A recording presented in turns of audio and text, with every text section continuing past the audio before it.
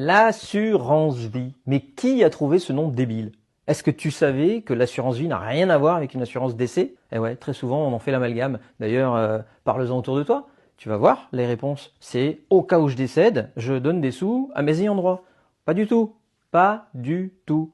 Une assurance vie, c'est pas ça. Une assurance vie, ça te permet de mettre de l'argent de côté ou un capital dont tu disposes dans une enveloppe. On va schématiser tous les deux une commode avec des tiroirs.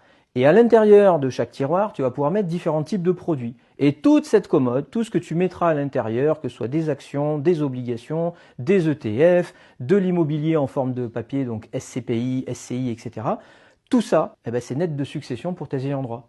Donc c'est ça une assurance vie. Ce que je t'invite à faire, c'est de prendre conscience que tu vas avoir un produit, enfin, dans lequel tu vas pouvoir mettre de l'argent à l'intérieur, qui va te sortir une rentabilité qui sera extrêmement lié aux produits que tu vas sélectionner pour tes tiroirs et dans tes tiroirs. Et là, tu vas peut-être faire beaucoup d'obligations, donc sécurité absolue. Je veux pas trop de rendement, mais au moins je veux pas perdre d'argent. Je vais sortir avec du 2, du 3 de rentabilité, mais je perdrai pas.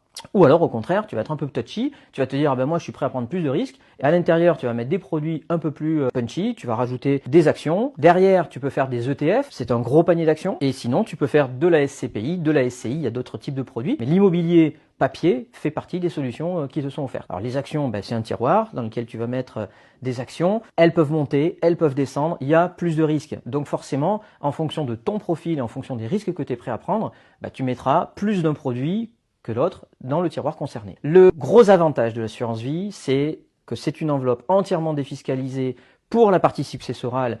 Alors pas entièrement, parce qu'il y a des plafonds quand même, mais bon, tu peux mettre beaucoup d'argent dessus, on parle de 300 000 € à peu près, où tu peux mettre à l'intérieur ce que tu veux et ils seront donnés à tes héritiers sans droit de succession, ou très peu.